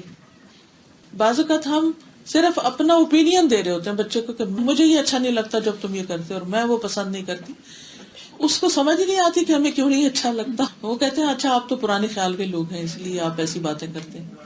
تو یہ ان کی غلط فہمی دور کرنی چاہیے کہ یہ پرانے خیالات کی بات نہیں ہے، یہ اصل میں اس وجہ سے منع کیا جا رہا ہے. مثلا اگر آدھی رات کو آپ کا بیٹا گھر سے باہر جانا چاہتا ہے تو آپ کا طریقہ کیا ہوگا؟ کیسے روکیں گے آپ اس کو؟ یا وہ کسی ایسے دوست کے گھر جانا چاہتا ہے جہاں آپ کو پتا ہے کہ جانا ٹھیک نہیں، کیا کریں گے؟ ہم وجہ پوچھیں گے کہ وہ لڑکا رات کو کیوں جانا چاہتا ہے. شاباش، ٹھیک اور ہے. دوسری بات یہ ہے کہ اگر پھر ہم سوچیں گے کہ کوئی ایمرجنسی نہیں ہے تو پھر ہم کہیں گے کہ 3-4 گھنٹے ہیں فجر میں صبح کا بہترین ناشتہ بناؤں، تم اس کو یہاں پہ فجر کے بعد بلا لو، ماں آ جائے تو میری بھی دوستی ہو جائے. صحیح، بہت اچھا. اصل میں جو بات نرمی سے کر لی جائے اور دلیل سے کر لی جائے اس کا اثر کچھ اور ہوتا ہے بجائے اس کے کہ صرف اپنی فرسٹریشن ظاہر کی جائے. سازا اصل میں ہوتا یہی ہے کہ ہم بچوں کے سامنے اپنی فرسٹریشن بھی دور کرتے ہیں، اور دوسرا یہ کہ ہم ان سے جو بات کر رہے ہوتے ہیں وہ سم ٹائمز لاجک ہوتی ہے. ہاں، ہمارے logic پاس- نہیں ہوتی اس میں. ہمارے پاس خود نالج نہیں ہوتی. مجھے اپنا تجربہ ہے کہ پہلے میں اپنے بچوں سے کچھ بات کہتی تھی، ایسے دوستی نہ کرو اس طرح سے، تو میرے پاس لاجک نہیں ہوتی تھی. ایسا ہوتا تھا بس میں پسند نہیں کرتی، میری چوائس ہے. لیکن جب سے الحمدللہ قرآن پڑھنا شروع کیا، میں ان کے سامنے جب بات کرتی ہوں تو میں ان کو اس کا حوالہ دیتی ہوں، ایک لاجک ہوتی ہے اور اس بات کا الحمدللہ اثر بھی ہوتا ہے. بالکل، کیونکہ بعض اوقات ہمیں خود علم نہیں ہوتا اور ہم صرف یہ بتاتے کہ مجھے اچھا نہیں لگتا. تو بھائی آپ کو اچھا نہیں لگتا، ان کو اچھا لگتا ہے، ایک آپ کی پسند ہے ایک ان کی ہے، ہر ایک اپنی پسند کرنا چاہتا ہے، تو اس سے تو بات نہیں بنے گی نا. تو کامن گراؤنڈز پہ آئیں. اصل بات ہے کہ دوسرے کی انا نہ جگائیں، اس کا ضمیر جگائیں، کیونکہ ہو سکتا ہے اس کو خیال ہی نہ ہو کہ ماں اکیلی اور بہن اکیلی ہے یا کچھ. بعض اوقات دوسرے کو تو پتہ ہی نہیں ہوتا کہ آپ کیا سوچ رہے ہیں یا آپ کی فیلنگ کیا ہے، تو اپنی فیلنگ بھی بتانی پڑتی اور دوسرا ریئلائز کر لیتا ہے. ہاں، وہ ایک کلاس میں لڑکا تھا، وہ مطلب بات نہیں سنتا تھا اور اتنی زور زور سے چوئنگم وہ چباتا تھا. ایک دن میں نے اس کو کلاس کے باہر بلایا اور میں نے کہا کہ میں یہ بات تمہیں کلاس میں سب کے سامنے بھی بتا سکتی تھی، لیکن مجھے اچھا نہیں لگ رہا تم کو کلاس میں بتانے کا. ہم سیرہ پڑھ رہے پروفیٹ صلی اللہ علیہ وسلم کی، تو ریسپیکٹ بھی کرنا چاہیے. تم چوئنگم تھوکو اور پھر تم آرام سے. اس دن سے وہ لڑکا ایسے بدلا کہ سب سے سینسیئر سامنے آ کے بیٹھنے لگا اور آرام سے وہ پوری باتیں سننے لگا. لیکن اس میں دو باتیں تھیں. ایک تو یہ کہ انہوں نے اس کو توجہ دی، احساس دلایا کہ آئی ریسپیکٹ یو، کہ میں تمہیں کلاس میں سب کے سامنے بھی کیسے. عموماً تو ہم یہی کرتے ہیں نا، ایک بچے نے غلطی کی اور باقی سب دیکھ رہے ہیں اور ماں ایک کو ایسا ڈانٹتی، بے عزتی کرتی ہے کہ وہ سارے اس میں ہنستے ہیں. دیکھا نا تمہاری مزہ آیا تمہیں. تو اس سے کیا ہوتا ہے، وہ اور ڈھیٹ بنتا ہے، وہ اور پروو کرنا چاہتا ہے کہ مجھے کوئی اثر نہیں ہوا. تو یہ نہیں کرنا چاہیے. دوسری بات یہ ہے کہ انہوں نے ساتھ پروفٹ کا ذکر کیا کہ دیکھیں ان کا ادب کرنا چاہیے. اچھا، بچہ کیوں کر رہا تھا؟ ہو سکتا ہے اس کو احساس ہی نہ ہو کہ وہ کیا کر رہا ہے نا، وہ اپنے طور پہ وہ کوئی کھیل کھیل رہا ہوگا، کیونکہ بعض اوقات بچے چنگم کے ساتھ کھیل رہے ہوتے ہیں یا کچھ. تو ہمیشہ دوسرے کے بارے میں سوچنے سے، ہو سکتا ہے اس کو پتہ نہ ہو، بینیفٹ آف ڈاؤٹ دینا چاہیے. اس کو شاید پتہ نہیں ہے، تو بتانے کا احسن طریقہ کیا ہے وہ اختیار کر لیا. پھر اسی طرح یہ ہوتا ہے کہ بعض اوقات کوئی، یہ تو ہے نارمل کیسز ہیں، اس میں کوئی غضب نہیں، غصہ نہیں، کوئی ایسی چیز نہیں. لیکن کچھ جگہ ایسی ہوتی ہیں کہ جہاں پر کوئی ظلم ڈھا رہا ہوتا ہے، صریح کسی کو مار پیٹ رہا ہوتا ہے. مثلا آپ راستے میں جا رہے ہیں، کوئی ایک بندہ دوسرے کو مار رہا ہے، تو ہم خواتین تو خیر کچھ نہیں کر سکتے، لیکن عموماً یہ نہیں کہ اگر کوئی ایسی سچویشن دیکھتا ہے تو اس وقت آپ کو کچھ زیادہ اسٹرانگ ایکشن لینا پڑے گا کہ آپ بیچ میں جا کر لڑائی چڑھائیں یا کچھ کریں یا سمجھائیں، کوئی بھی طریقہ کریں. مثلا ابو مسعود کہتے ہیں کہ میں اپنے غلام کو کوڑے سے مار رہا تھا، تو میں نے اپنے پیچھے سے ایک آواز سنی، ابو مسعود جان لو، اور میں غصے کی وجہ سے آواز کو پہچان نہیں سکا. لیکن جب وہ آواز میرے قریب سے آئی تو میں نے دیکھا کہ وہ رسول اللہ صلی اللہ علیہ وسلم تھے اور آپ فرما رہے تھے جان لو ابو مسعود جان لو. اتنا ہی سنا تھا کہ میں نے کوڑا ڈال دیا. تو آپ نے فرمایا یاد رکھو اللہ تم پر اس سے زیادہ قوت رکھتا ہے جتنی تم اس شخص پر رکھتے. وہ کہتے ہیں کہ اس کے بعد میں نے عرض کیا کہ میں آج کے بعد کبھی اس کو نہیں ماروں گا. تو انہوں نے یہ نہیں کہا کہ میں تمہاری خبر لیتا ہوں. کس سے ڈرایا؟ اللہ سے. تم ظلم کر رہے ہو، اللہ تم پہ زیادہ قادر ہے جتنی قدرت تمہیں اس پر ہے. پھر اسی طرح یہ ہے کہ اپنے مال میں بھی اللہ کی نافرمانی کا کام نہیں کرنا چاہیے. کوئی ایسی چیزیں خرید و فروخت یا ایسے کام جس میں بعض اوقات بچے ہوتے ہیں نا کہ ایسی چیزیں خریدنا چاہتے ہیں کہ جو ان کے لیے نقصان دہ ہیں، تو اس میں بھی آپ ان کو سمجھا سکتے ہیں کہ میں اپنے مال سے تمہیں یہ خرید کر اپنا گناہ اپنے ذمہ نہیں لینا چاہتی، میں اللہ کو کیا جواب دوں گی. اسی طرح کی بہت ساری چیزیں آپ دوسرے کے سوچ کو بیدار کر کے، ضمیر کو جگا کے اس سے ان کو روک سکتے ہیں. پھر اسی طرح بعض کام آپ خود نہیں کر سکتے، ممکن نہیں ہوتا، لیکن دوسروں کو مقرر کر سکتے ہیں. مثلاً آپ گھر میں 2 بچے چھوٹے بیٹھے ہیں تو آپ بڑے بچے کو کہتے ہیں تم دونوں کا خیال رکھنا، یہ آپس میں الجھ نہ پڑے، یا یہ ایسا نہ کر دے، اپوائنٹ کر دیتے ہیں کسی کو کلاس میں، کسی کو باہر. اس سے یہ ہے کہ آپ کا فرض ادا ہو جاتا ہے. حضرت علی کہتے ہیں کہ نبی صلی اللہ علیہ وسلم نے مجھ سے فرمایا کہ میں تمہیں ایک کام کے لیے بھیج رہا ہوں کہ تم کسی تصویر کو مٹائے بغیر نہ چھوڑنا اور کسی بلند قبر کو برابر کیے بغیر نہ چھوڑنا. یعنی جب مکہ فتح ہو تو اس کے بعد آپ نے ان کو یہ حکم دیا تھا. یعنی آپ خود نہیں گئے بلکہ حضرت علی رضی اللہ تعالیٰ عنہ کو اس پر اپوائنٹ کیا. پھر اسی طرح بعض اوقات انسان ناراضگی صرف دل میں رکھتا ہے اگر کوئی غلط کام کر رہا ہو، اور بعض اوقات اس کے چہرے پر بھی آتی ہے، تو اس میں کوئی حرج نہیں ہے. لیکن اس کا یہ مطلب نہیں کہ ہم اپنے پرسنل کسی گرج کی وجہ سے موڈ آف کر لیں اور دوسرے سے بات چیت چھوڑ دیں. اس کو اتنا ہی رہنا چاہیے جتنا اس غلطی کی حد تک کی بات ہے، باقی بول چال نہیں چھوڑنی چاہیے. بعض اوقات آپ بچوں کو پیار سے سمجھاتے ہیں، ڈانٹتے ہیں کسی بھی طرح، لیکن وہ سننے کو تیار نہیں ہوتے، تو اس کے بعد ایک سٹیج ایسی آتی ہے کہ آپ ان سے خفگی کا اظہار کرتے ہیں تاکہ وہ باز آ جائیں، پلٹ آئیں. تو ایسا کرنے میں بھی حرج نہیں ہے، ایسے کیا جانا چاہیے تاکہ دوسرا شخص نقصان سے بچ جائے. پھر اسی طرح بعض اوقات غصے کا اظہار کرنا، یعنی غصہ ویسے تو منع ہے لیکن حق کے لیے غصے کا اظہار بھی کیا جا سکتا ہے. حضرت ابو ہریرہ کہتے ہیں کہ رسول اللہ صلی اللہ علیہ وسلم ایک مرتبہ تشریف لائے تو ہم لوگ تقدیر کے بارے میں بحث مباحثہ کر رہے تھے. رسول اللہ صلی اللہ علیہ وسلم غصے میں آ گئے، یہاں تک کہ آپ کا چہرہ سرخ ہو گیا، ایسا جیسے آپ کے چہرے کے اوپر انار کے دانوں کا رس نچوڑ دیا گیا، یعنی اتنے لال ہو گئے آپ کے کان وغیرہ. پھر آپ نے فرمایا کیا تم لوگوں کو اس چیز کا حکم دیا گیا کہ ایسی باتیں کرو، ایسی گفتگو کرو؟ کیا میں اسی لیے بھیجا گیا ہوں؟ تم سے پہلی قومیں اسی مسئلے میں بحث مباحثہ کرنے کی وجہ سے ہلاک ہوئی. میں تم لوگوں کو قسم دیتا ہوں کہ اس مسئلے میں آئندہ بحث اور تکرار مت کرنا، یعنی تقدیر کے مسئلے میں بحث مت کرنا، ایک کے بعد ایک بار بار سوال کر کے اس کو مت چھیڑنا. پھر اسی طرح اگر کسی جگہ پر کوئی غلط کام ہو رہا ہے تو وہاں سے اٹھ جانا، وہاں سے چلے جانا، اس میں انٹرسٹ نہ لینا. ویسے ہم دیکھتے ہیں کہ کوئی 2 لوگ آپس میں کسی کی برائی شروع کر رہے ہیں، یا کوئی کسی پہ ناحق الزام تراشی کر رہا ہے، کوئی جھوٹ بول رہا ہے، کسی کی بے عزتی کر رہا ہے، کسی کے اوپر سلینڈرنگ کر رہا ہے. تو ایسے میں آپ اس مجلس کے اندر یہ سوچ کے اچھا میں دیکھو تو یہ کرتے کیا، نو، آپ وہاں سے اٹھ جائیں، اپنا انٹرسٹ شو نہ کریں. کیونکہ عموماً کیا ہوتا ہے کہ کوئی کہتا ہے نا اچھا تم پتا فلاں ایسا اور ایسا ہے، کہتے اچھا مجھے تو نہیں پتا، بتاؤ اور کیا، پھر اور کیا نا. تو دوسرا شخص پھر چاہے گھڑ کے جھوٹ ملا کے کچھ باتیں کرے تو وہ شروع کر دیتے. لیکن جب آپ یہ کہہ دیتے کہ مجھے تو کوئی شوق نہیں جاننے کا، تو دوسرے کو مزہ نہیں آتا، پھر وہ کسی کی بات آپ کو نہیں بتائے گا. تو یہ بھی منکر کو روکنے کا ایک طریقہ ہے کہ کوئی اگر غیبت کر رہا ہو، بیک بائٹنگ کر رہا ہو، کسی کو الزام تراشی دے رہا ہو، تو آپ اس میں انٹرسٹ شو نہ کریں. پھر اسی طرح دل سے جو برا جاننا ہے، یعنی وہ ہاتھ سے اور زبان سے ہو گیا، دل سے جو برا جاننا ہے اس کے بارے میں آتا ہے. ابو سعید خدری کہتے ہیں کہ رسول اللہ صلی اللہ علیہ وسلم ہمارے درمیان خطبے کے لیے کھڑے ہوئے اور خطبے کے دوران یہ فرمایا کہ جب کسی کو حق کا معلوم ہو، یعنی جو حق جانتا ہو، تو لوگوں کی ہیبت اس کو حق بیان کرنے سے نہ روکے. یعنی لوگوں سے ڈر کے وہ ایسا نہ کرے کہ حق بات دوسروں کے سامنے نہ کرے. وہ ہوتا ہے نا لا یخافون لومۃ لائم، اہل ایمان کی صفت قرآن مجید میں بتائی گئی کہ ملامت کرنے والوں کی ملامت سے وہ نہیں ڈرتے. اور اگر کوئی دل میں بھی برا نہ جانے کسی برائی کو، تو آپ نے فرمایا وہ شخص ہلاک ہوا جس کا دل نیکی کو نیکی اور برائی کو برائی نہ سمجھے. رسول اللہ صلی اللہ علیہ وسلم نے فرمایا جو کوئی ایسی قوم میں ہو جس میں اللہ کی نافرمانیاں ہو رہی ہوں اور وہ لوگ اس کو بدل سکتے ہوں، چینج لا سکتے ہوں، اس کے باوجود اصلاح نہ کریں، تو اللہ تعالیٰ ان سب کو ان کے مرنے سے پہلے عذاب دے گا. یعنی پھر ایسی جگہ پر اللہ کی رحمت نہیں رہتی، پھر عذاب کی شکل شروع ہو جاتی. تو اس سے پتہ چلتا ہے کہ ساری امت کے اوپر ایک ذمہ داری عائد ہوتی ہے. ہر ایک من رأى منکم، یعنی امت میں سے کوئی بھی جو برا دیکھتا ہے، اگر اس کے پاس کوئی اتھارٹی ہے، کوئی طاقت ہے، کوئی طریقہ ہے کہ جس سے وہ اس کو روک سکے تو اس کو ضرور کرنا چاہیے، ورنہ خود اس کے اوپر بھی مشکل آ سکتی ہے. وہ خود بھی اس کا شکار ہو سکتا ہے. اسی طرح یہاں ایک اور چیز بھی یاد رکھیے کہ بعض چیزیں اختلافی ہوتی ہیں، وہ منکر نہیں ہوتی، اختلافی ہوتی ہیں. یا کچھ چیزیں ہوتی ہیں ویری امپورٹنٹ، کچھ ہوتی ہیں لو پرائرٹی.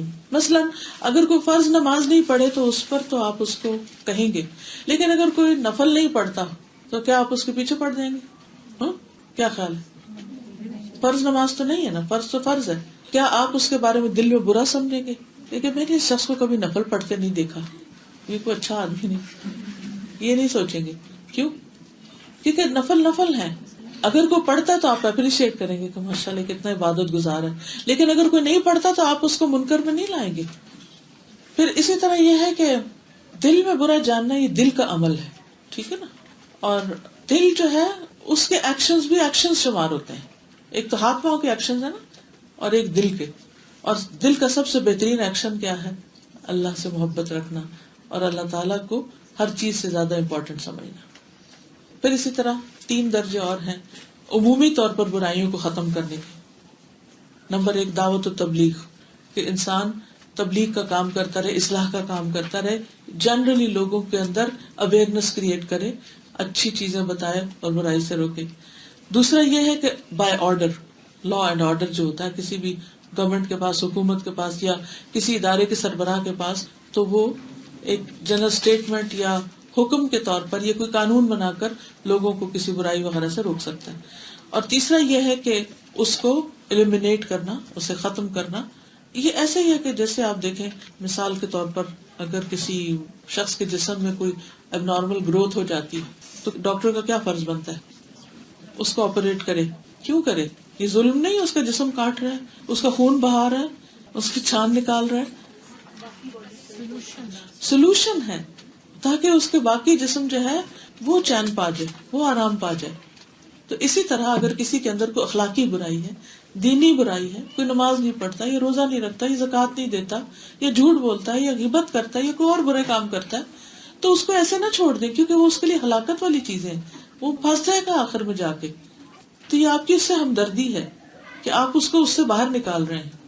اور یہ ہر مسلمان کا فرض ہے کہ اپنی اپنی استطاعت کے مطابق وہ اپنی ذمہ داری کو پورا کرے، اور یوں ہی کسی کو چھوڑ نہ دے کہ اچھا ٹھیک ہے کرے تاکہ یہ پھنسے کل کو. نہیں، مومن ایسا نہیں ہو سکتا جو خود غرض ہو، صرف اپنا سوچے اور دوسروں کے بارے میں پرواہ نہ کرے. مومن کو اپنی فکر بھی کرنی ہے اور اپنے آس پاس کے لوگوں کی بھی کرنی ہے. اللہ تعالیٰ ہمیں اس کی توفیق عطا فرمائے. آخر میں حدیث ایک دفعہ پھر سن لیجیے. النهي عن المنكر من الإيمان. فرمائیے. کیا بری تقدیر اچھے عمل سے اور دعا سے بدلی جاتی؟ جی، وہ تو حدیث میں آتا ہے نا کہ انسان جب دعا کرتا ہے تو دعا سے تقدیر بھی بدل جاتی، لیکن اس کا بدلنے والا بھی اللہ ہی ہے جو خود بنانے والا ہے. پھر وہ انسان کو آزما کے دیکھتا ہے کہ یہ کرتا کیا ہے، انسان خود کیا چاہتا ہے، لیکن اس کی اللہ ہی کے پاس ہے، کیونکہ غیب کے خزانے اللہ ہی کے پاس ہے. وَلِلَّهِ خَزَائِنُ السَّمَاوَاتِ وَالْأَرْضِ. تو ہم نہیں جانتے کہ وہاں وہ کیا مٹاتا ہے، کیا لکھتا ہے، کیسے کرتا ہے.